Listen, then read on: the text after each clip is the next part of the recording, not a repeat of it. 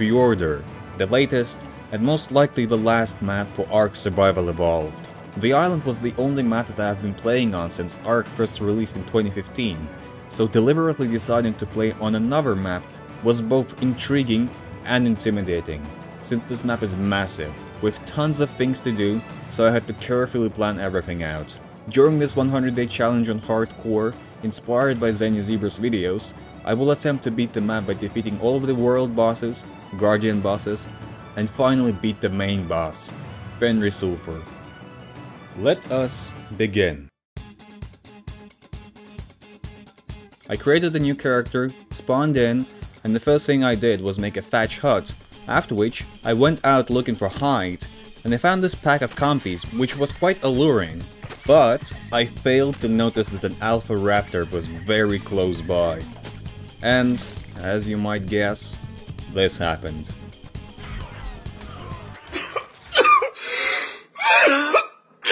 Well, that's a nice start. Thankfully, I didn't do anything of value during that first attempt, so I obviously made another character, and, learning from my mistakes, I spawned in an easier to manage area.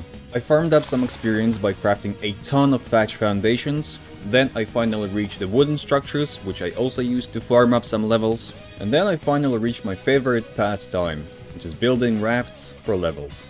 I was also in need of a good flyer, because this map is just enormous, and traversing it via a raft would be quite complicated. I spotted this decent level pteranodon not too far away, and obviously I had to tame him. I was minding my own business, waiting for the pteranodon to tame, and that's when a fairy decided to pay us a visit, which honestly made me quite nervous, I'm not gonna lie, but because of the fact that I hid in the bush, it didn't spot me, and the pteranodon was finally tamed. With the power of flight at my disposal, I farmed up all of the necessary resources on the mountains close by, which are metal and crystal, and started exploring the entire map. That's when I found this unguarded Deinonychus nest with a level 150 egg in it. Yoink! Luck was apparently on my side that day. I rushed back to the raft and surrounded the egg with standing torches. I was patiently waiting for the egg to hatch, which it did, because I'm a responsible father, and I now had a powerhouse of a creature at my disposal. A day later, it grew up, and I went out to test how good it was. I heard a lot of people say that Deinonychuses were really powerful, but I didn't expect them to be this broken. I scoured the map looking for a good spot for a base, and I decided to settle down in this really cool pre-built fort. I packed all of my things and moved everything to the fort. I would also require a lot of narcotics, so I tranked and tamed this low-level Enki just so I could farm narco berries. I would also require 2 more utility dinos, which are a Doedicurus and a giant beaver. I found a decent level Doedicurus, which I knocked out, and after letting it starve out to get an instant tame, once I got to him, every bad thing decided to spawn in at the spot where the Doedicurus was. An Alpha Raptor with a pack of other raptors, and 2 Allosauruses, which almost instantly chose violence and decided to attack my Doedicurus. It knocked out a huge chunk of the taming effectiveness, but I still had to tame him. Anyway, it tamed, and I gave it an appropriate name. Have you ever seen how the underside of a Doedicurus looks like? Well, here you go. That Doedicurus apparently had some magical properties to it. I don't know how else to describe this. Next up, I tamed an Argentavis, which is probably the most crucial tame that any player needs in Ark. And it almost went badly. If it fell a little to the left, it would fall in the lake and drown, and if it would have fallen a little to the right, it would fall straight into the jaws of a Sarco, which thankfully it didn't, which allowed me to successfully tame the bird. With the help of our new friend, I carried a giant beaver to our fort and dropped him off at the watchtower, which is a really handy place to tame smaller creatures in. With all of the utility dinos at my disposal, I could finally start building. I first made this blacksmithing house, which I think looks pretty neat. It would look 10 times better if those goddamn pillars were not sticking out, but alas, I can't do anything about that. And after a few days of work, this is how the castle looked like. I've made a greenhouse, a breeding pen, and a refrigeration house. So the first order of business was taming a Desmodus Draculae, and for that I would require a Mosschops with a decent amount of health. I did manage to find a decent level Mosschops, which I quickly managed to tame with one Tintoberry. I was totally not prepared for that. Anyway, to level this guy up, I found 2 runes, and I pumped all of the levels I got straight into health. This guy does sound really funny when sped up. With that done, I went exploring into the Redwoods biome, and I found this guy right here, which I immediately had to tame. So I got this guy with a net gun. I wish I had access to it before. I got him knocked out, I fed him some raw mutton, and I finally had the best travel mount in Ark. Granted, it did take me a while to get accustomed and acquainted with the controls, but I got the hang of it. Later that day, I went looking for a Desmodus. It did take me quite a while, but eventually I did manage to stumble across a cave filled with Desmoduses. And luckily enough, there was a 140 bat in there, and all I had to do was separate it from the others. With the bat all by itself, I threw out my Mosschops and started the taming process. By the end of the process, the Mosschops did take quite a beating, but with the bat being at 100% taming efficiency, I allowed it to grab me, and I was finally able to tame it. Later on, while exploring the same island where I found the Desmodus, I found a level 150 Spino and a level 140 Baryonyx, and I just couldn't resist taming both of them. With the Baryonyx tamed, I trapped the Spino, knocked it out, and then quickly went back to base to grab some mutton. And when I came back, I almost had a heart attack because of this canonical standoff between the Allosaurus and the Stegosaurus. But thankfully they didn't touch the Spino, and I successfully tamed it. I also wanted to try out the mining drill, and for that I would need black pearls, which are quite easy to get in the oceans on this map. I grabbed the first badge and immediately left, because, well, the ocean, it is quite a scary place after all. I then wanted to check out the Magmasaur cave, and I found this rather odd bug. I mean, everything around me turns into hell, so that's cute. Wildcard, please fix. Anyway, Desmoduses can turn invisible at night, and this allowed me to quickly scour the area in the Magmasaur cave and to quickly check the levels of the eggs, which were quite subpar. After that, I went on a metal run, and apparently my Anki shares my dislike for the Ichthyornises, which I appreciate and fully condone. And while exploring the volcano island a bit more, I also went in to grab the Artifact of the Immune, which was quite easy. Because, to my knowledge, the Desmodus is the only flyer that you can actually use in caves, which makes exploring the caves so much easier.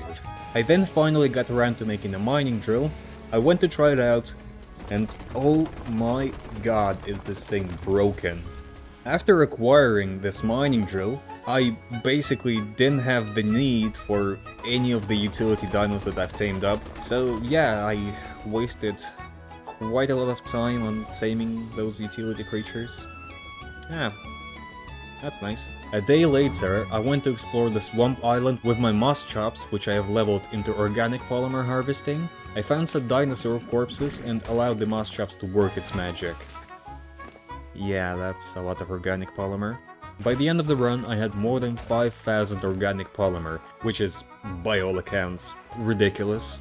I then fought an Alpha Rex with my Desmodus, which was a lot easier than I expected.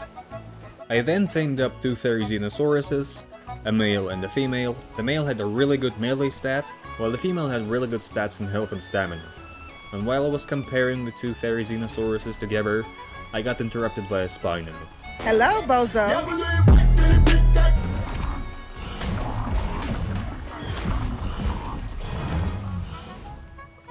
How rude.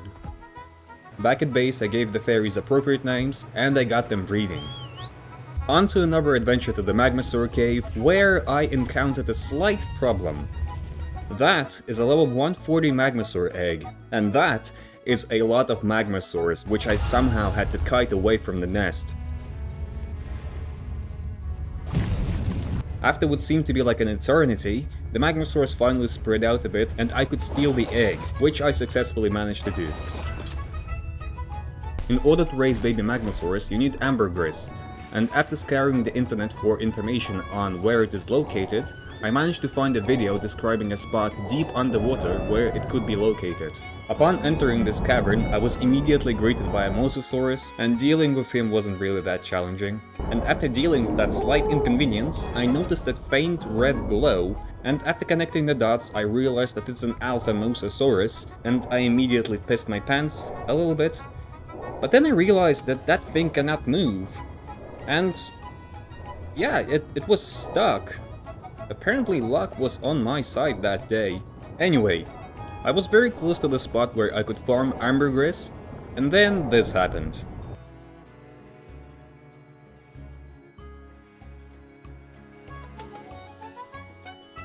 Alright, well, that was both annoying and challenging at the same time. I quickly farmed up all of the ambergris that I would require, and left that godforsaken place with hopes of never coming back there.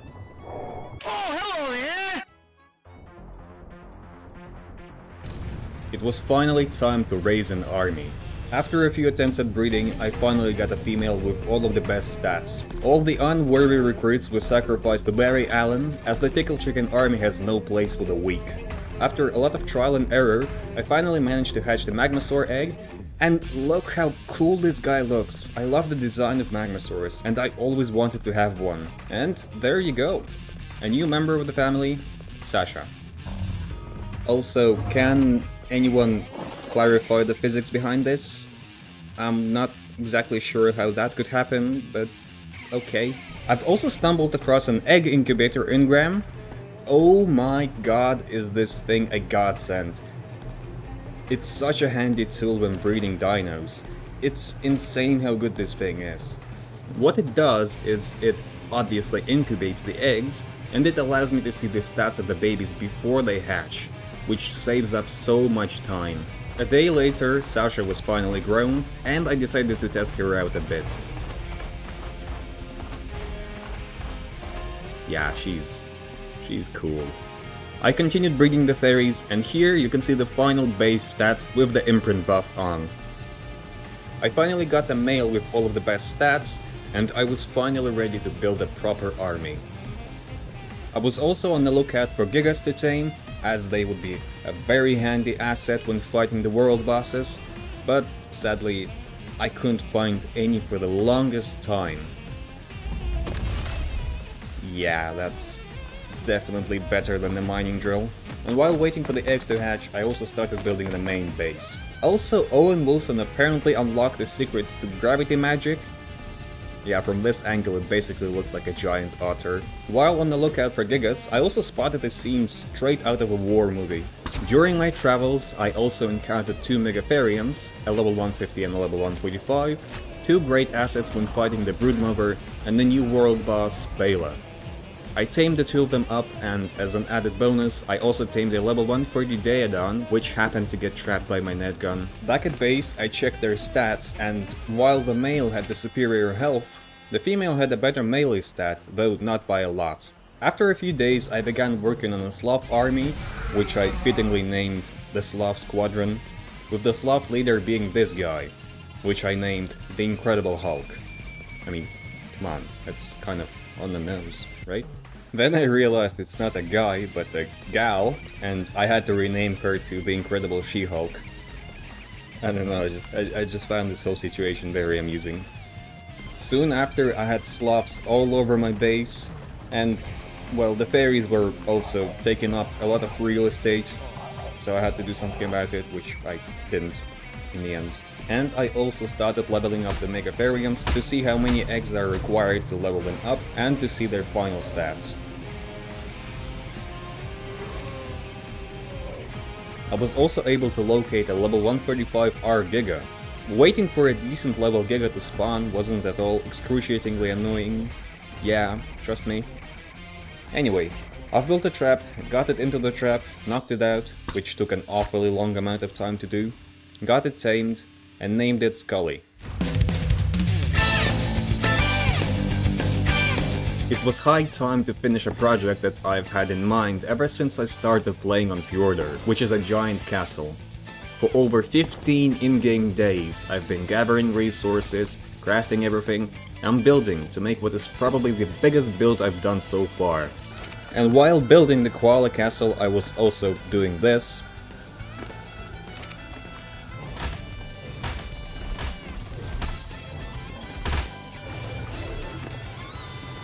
So enjoy this short but sweet building montage.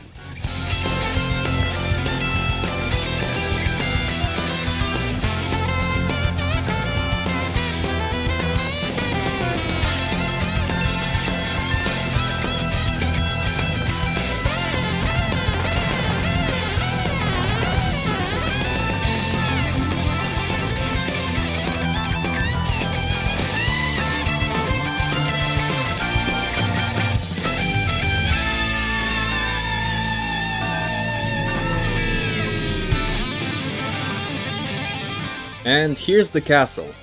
I think it looks cool, albeit it is definitely excessively big for a single person to live in.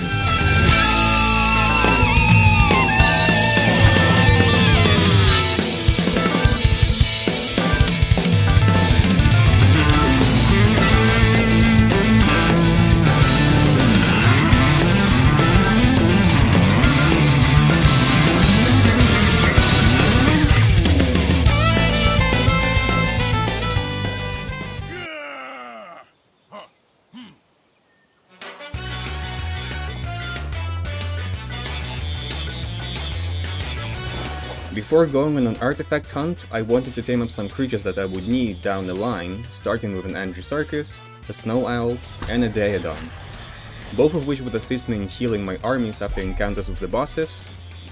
Oh, and this spot is literally Bleak Falls Barrows from Skyrim. I found that cheeky little reference to be pretty cool, not gonna lie. Next up, probably the most important asset for boss fighting, besides a Dino army of course, is a UT.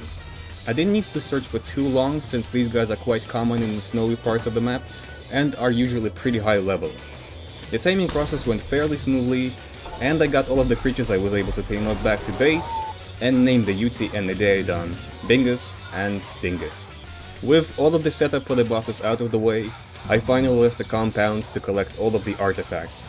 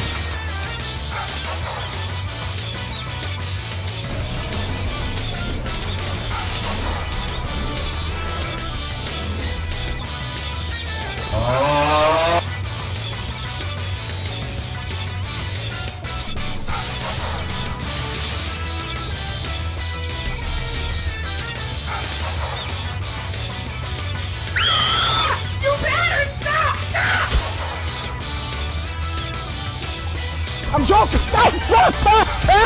Stop! Stop the brake! Stop! Stop!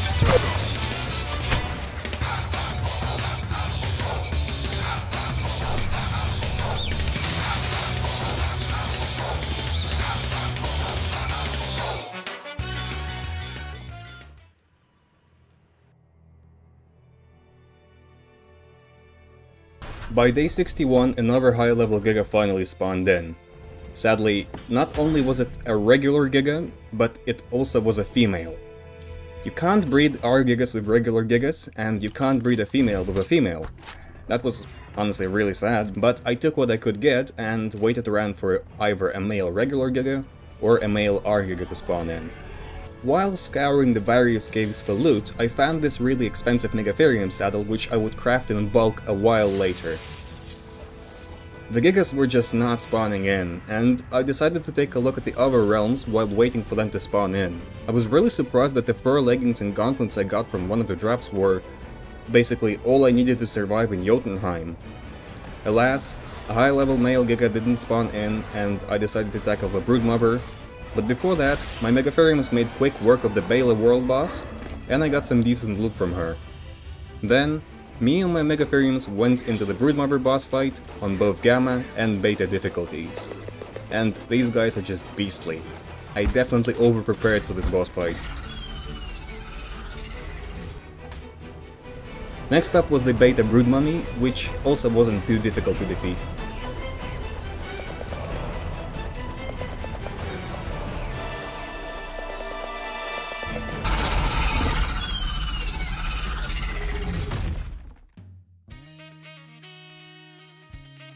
Day 68, and a level 95 male Giga finally spawned in. It's not the best level, sure, but it's still a Giga. And the imprinted Gigas are simply the most OP thing in the game. So I quickly tamed this bad boy up. I like how it got knocked out, and with its jaws wide open, it fell on a dead Moschops. Was that the bite of 87? And for the next 7 in-game days, I was breeding an army of Gigas for the fight against both Steinbjorn and Skull and Hati, the 2 remaining world bosses.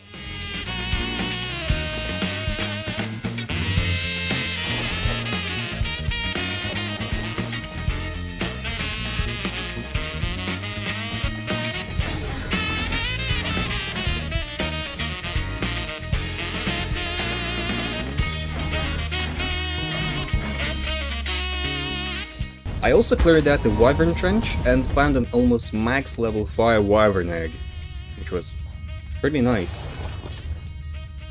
And by the end of day 75, most of the Gigas were raised and imprinted, and I began leveling them up.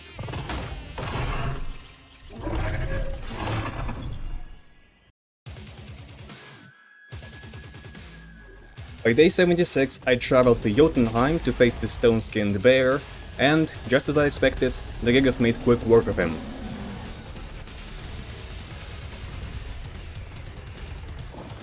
Skull and Hati didn't stand much of a chance either. After being done with the world bosses, I made some notable improvements to the base, like building a tech replicator purely to craft a tech canteen. I also raised the Wyvern that I got earlier and drowned the Giga to collect its heart for the Dragon boss fight tributes. After that, I went on a killing spree to collect the tributes for the Megapithecus boss fight. And after all of the tributes were finally in my possession, I went straight for the Megapithecus on Gamma and Beta.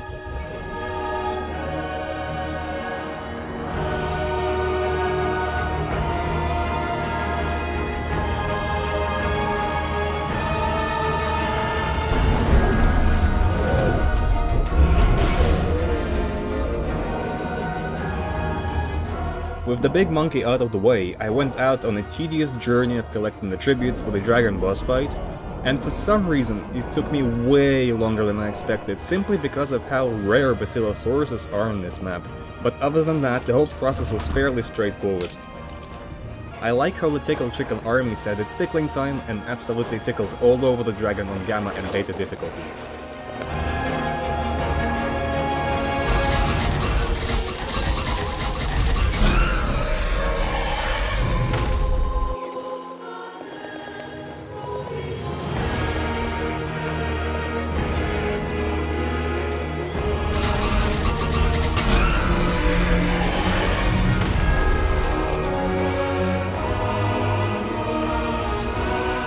The fairy army took a beating and consumed all of the cakes that I made for them.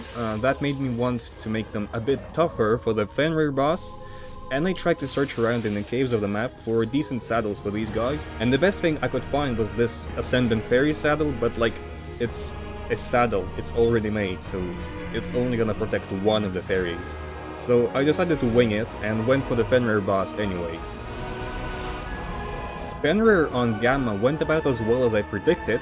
It's the beta version of the boss that made me sweat like a goddamn pig, and you'll see why in a minute.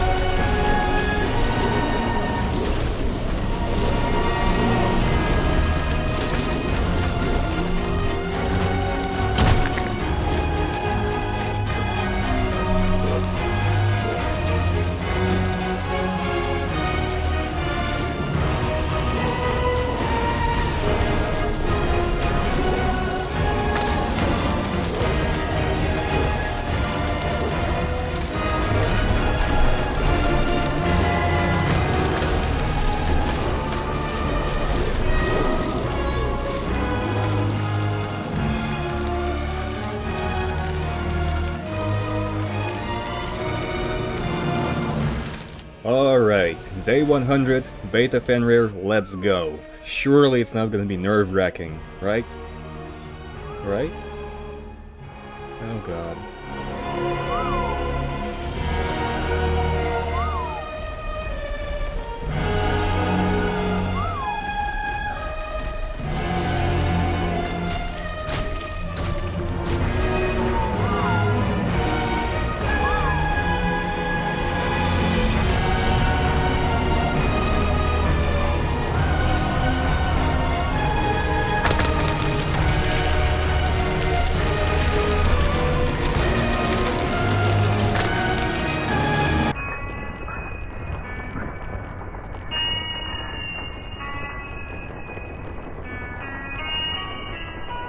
This is big brain time. Yeah, boy.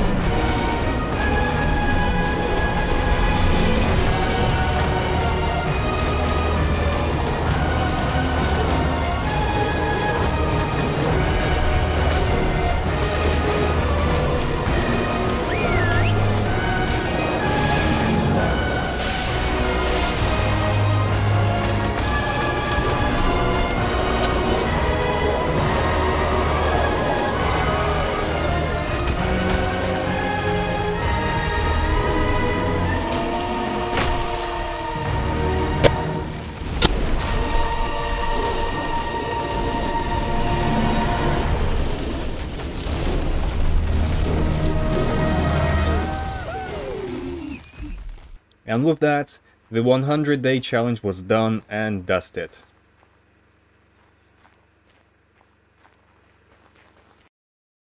But I didn't want to stop just now.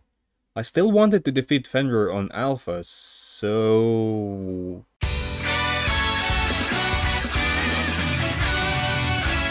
Alright, if I were to defeat Alpha Fjordur, I would need the most broken creature in the game, and luckily enough I know exactly where and how to tame such a creature. I am obviously referring to the Shadow Mains, which I also wanted to try out for the longest time. I tamed a couple of them, and for the next 20-ish days I was breeding and mutating these bad boys and girls. Also, I love the colors on these guys. It's just now that I realized that they match the color scheme that I've chosen for my character, which is quite epic. By day 130, I once again defeated all of the world bosses, collected the necessary tributes, and defeated all of the island bosses on Alpha difficulty. It's also quite crazy that throughout this challenge run, I had to breed 4 different dino armies. A Megatherium army, a Fairy army, a Giga army, and now a Shadow Main army. That wasn't tedious in the slightest, I assure you.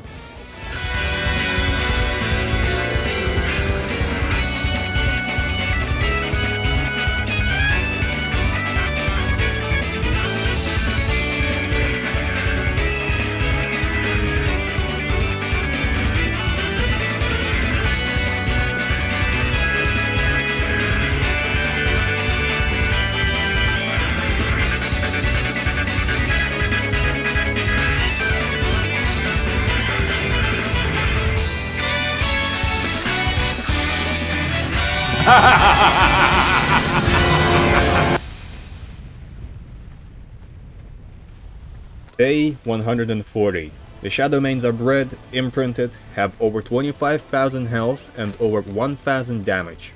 If that's not enough, then I don't know what is.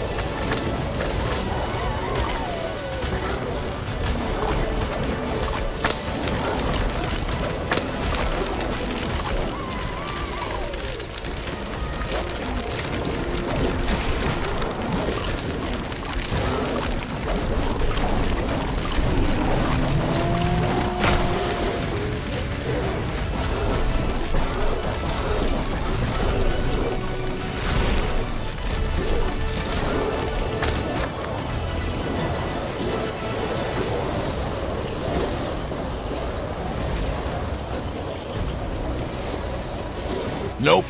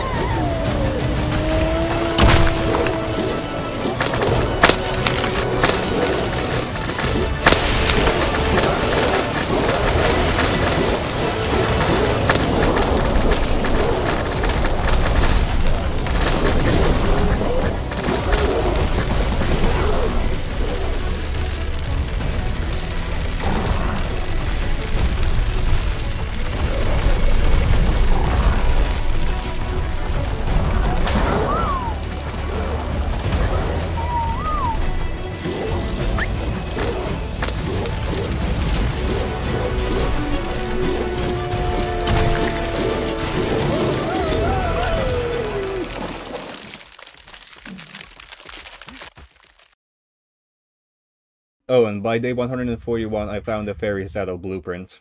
Thank you, Ark. It's very kind of you. And to celebrate the end of the challenge, I decided to go on a murderous rampage of anything that stands in my way, just like any other sane person would do. Right? Right?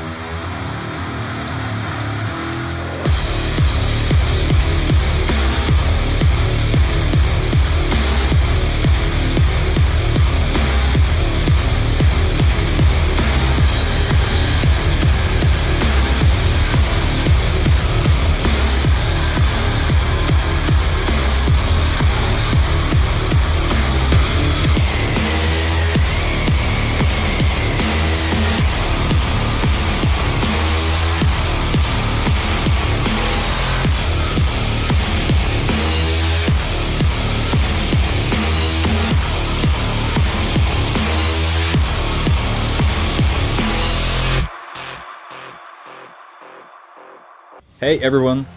If you've watched this far into the video, I am beyond grateful. I truly am. I do hope you've enjoyed this video. Fjordur is without a doubt an incredible map. It's an amalgamation and a mix of everything that makes Ark so good. It's got all of the best creatures, some of the most unique and beautiful landscapes, and offers a great challenge. If you've not played it yet, do yourselves a favor and play it. It really does deserve it. Thank you everybody for watching. Have a good one. Peace.